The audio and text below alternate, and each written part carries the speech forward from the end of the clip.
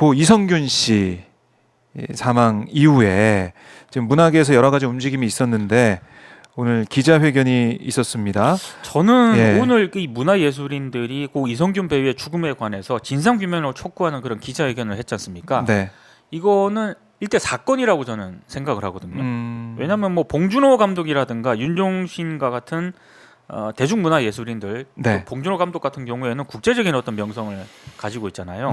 이런 분들이 이성균 배우에 대한 죽음에 대한 진상규명을 촉구를 하면서 네.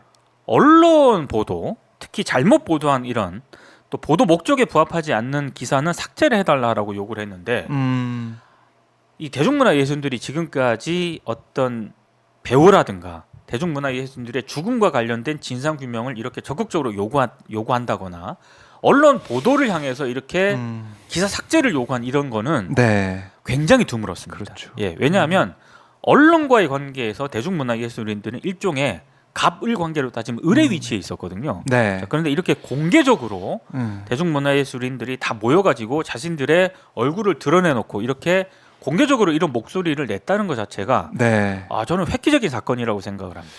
특히 이 경찰에서 나온 걸로 추정이 되는 그렇죠. 수사 과정과 수사 상황, 네. 또 여러 가지 자료 이런 게 무분별하게 뭐 유출되는 그런 모습. 그러니까 인터넷 유튜브나 이런 것을 통해서 공개가 된 내용도 있었고, 그렇죠. 언론 보도를 통해서 또 나온 내용도 있었기 때문에 여기에 대한 비판, 뭐 여기에 대한 성찰, 여기에 대한 재발 방지 이걸 또 많이 강조를 하더라고요. 특히 이제 모 언론에 배우 L 씨라고 처음에 이니셜로 보도가 되지 않았습니까? 그 L 씨의 마약과 관련한 내사를 토대로 내사 중이다라는 그런 최초 보도가 있었고 그 이후부터 한 2달 정도 됩니다. 네. 오늘 뭐 대중문화예술인들이 다 그 부분을 지적을 하기도 했었는데 고 이성균 배우가 아무런 보호 장치 없이 언론 미디어에 거의 무방비로 노출이 됐고 사실관계도 불분명한 뭐 이런 보도들이 막 적나라하게 나오지 않았습니까? 네. 자, 그런 부분들에 대해서 대중문화예술인들이 모여서 상당히 좀 비판적인 어떤 그런 목소리를 냈고요.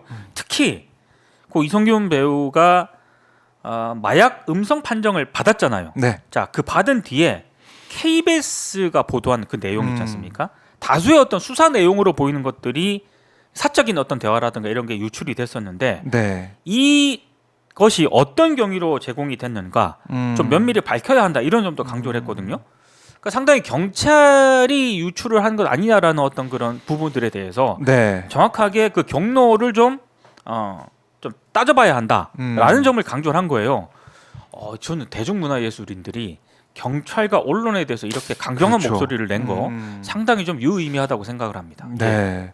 그러니까 이게 이성균 씨 어떻게 보면 많은 분들이 여러 가지로 무리한 수사 또 무분별한 이제 보도 이런 걸 얘기하고 있는데 비단 이성균 씨 문제뿐만 아니고 이게 또 반복이 될 수가 있다. 그렇죠. 제2, 제3의 이성균 사건이 될 수도 있다. 또 이런 염려도 하는 것 같아요. 맞습니다. 그래서 이번 기회에 이 내용, 그러니까 주장하는 이런 내용들, 재발방지책을 마련해야 된다는 내용을 또 뭐 정부나 국회에도 전달을 하고 네. 언론에도 욕구를 하고 이렇게까지 활동을 한다라고 얘기한 거 보면서 뭐 이 진심으로 마음을 이제 모아가지고 여기에 좀 나서고 있구나 생각이 들었습니다. 이게 왜냐하면 이게 일회성으로 저는 성명이 기자회견이나 성명이 그칠 것 같지는 않습니다. 왜냐하면 이성균 재발 방지법 제정을 위한 첫걸음이라고 그랬거든요. 네네. 그러니까 앞으로도 이제 조직적인 목소리를 내겠다라는 건데요. 특히 오늘 그 기자회견에서 발표한 성명을 국회의장한테 전달할 예정이라고 하고요. 네. 또 이성균 씨 마약 투약 혐의와 관련해서 이게 무관한 어떤 사적 내용이 막 무분별하게 보도가 됐잖아요. 특히 KBS에 항의 목적으로 이 성명서를 전달을 하겠다라는 입장도 내놓았거든요. 네. 그러니까 앞으로 언론에다가도 적극적인 목소리를 내겠다라는 입장이고요. 또 뭐 기자회견은 참석을 안 했습니다만 네. 뭐 전 부산국제영화제 김동호 위원장이라든가 그리고 배우 송강호 씨를 비롯한 한 2천여 명의 문화예술인들이 동참을 했다라고 합니다. 그러니까 상당히 많이 어떤 문제의식이 공감이 돼 있거든요. 네. 그러니까 앞으로도 아마 대중문화예술인들이 조직적인 어떤 그런 목소리를 낼 가능성이 높습니다. 전 이거는 내야 한다라고 생각을 합니다. 왜냐하면 목소리를 내지 않으면은요, 네. 이런 비극적인 사태는 또 발생할 가능성이 있거든요. 언론들이 스스로 자정을 과연 할까요? 저는 그런 가능성 굉장히 낮다고 보기 때문에 네. 그런 상황을 막으려면은 결국에는 대중문화 예술인들이 스스로 목소리를 내는 그런 방법밖에 없다. 이 생각이 듭니다. 자, 그러면 여기에 대해서 정부와 뭐 국회와 언론은 또 어떻게 반응할 것이냐? 그렇죠. 또 궁금한 부분인데요. 네. 지켜보도록 하고 참 세 차례에 걸쳐서 이 공개 소환, 또 마지막에는 밤샘 조사까지 있었는데 네.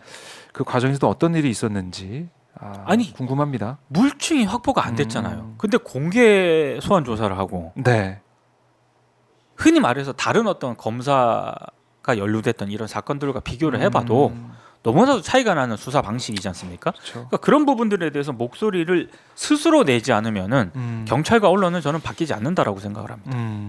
그래서 그런 문제 의식으로 문화예술인이 한 목소리를 내기 시작했다. 네. 알겠습니다. 조태용 국정원장 후보자 관련해서 이거 어제 인사청문회가 있었죠? 어제였나요? 인사청문회가? 청문회가 있었습니다. 네. 국정원장 후보자고요. 근데 국방부 기본 교재 논란이 됐었잖아요. 네, 독토를 영토 분쟁 지역이라고 기술해가지고 다 회수했던. 그렇죠. 근데 사실 그게 국방부만의 문제는 아니고요. 당시 이제 조태용 국정원장 후보자가 대통령실에도 있었지 않습니까? 국가안보실장으로. 네. 국가안보실 주재로 이 회의를 했었어요. 방향성에 대해서도 점검을 하고. 자, 그런데 이게 청문회에서 좀 이슈가 됐습니다. 조태용 후보자의 답변은 뭐냐? 논의를 한 건 맞는데 네. 구체적으로 이 부분은 몰랐다, 인지하지 못했다. 이게 맞는 얘기예요? 전 이 해명 자체가 이상합니다. 방향성에 대한 논의 진행한 건 맞는데 네. 독도 기술 부분에 대해서는 본인은 인지하지 못했다. 회의 시간에 졸았던 걸까요? 아니면은 이 내용 자체가 예. 뭐 논의할 내용이 아니다. 아니면은 뭐 첨예하게 대립하는 내용이 아니기 때문에 그냥 넘어간 걸 수도 있고. 아니 어떻게? 그러면 더 큰 문제인가요? 그러면 더 큰 문제죠. 그러니까 예. 몰랐다라고 해서 넘어갈 문제는 아니었던 것 같다라는 생각이 들고 이 부분에 대해서는 명확하게 좀 해명을 하셔야 될 것 같고 네. 또 하나는 외국 기업 있지 않습니까? 네. 외국 기업 엑슨모빌의 자회사라든가 예. 또 다른 의혹이 제기가 돼서 호주은행 호주요? 호주은행으로부터 네.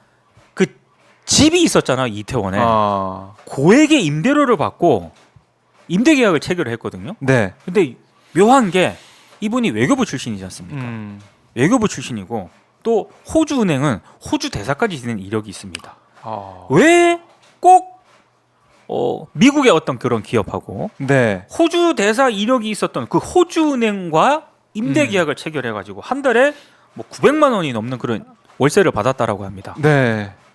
왜 이게 오비 일학일 수도 있겠습니다만 과연 이것도 이상해 보이네요. 이상한 대목이 많죠. 특히 이분이 다른 게 아니고 네. 국정원장이 되려고 하시는 사람이지 않습니까? 국정원장이 정보를 다루지 않습니까? 네. 자, 그런데 이런 논란이 있는 의혹의 당사자를 국정원장으로 시키는 게 온당한 것인가? 이 부분에 대해서도 한번 적절한지 따져볼 필요가 있다.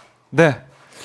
자, 이상한 일들이 너무 많이 지금 벌어지고 있어가지고 참 뉴스 볼 때마다 깜짝 놀랍니다. 안 놀라시는 것 같아요, 별로? 아니, 너무 놀라서 지금. 너무 놀라가지고 예.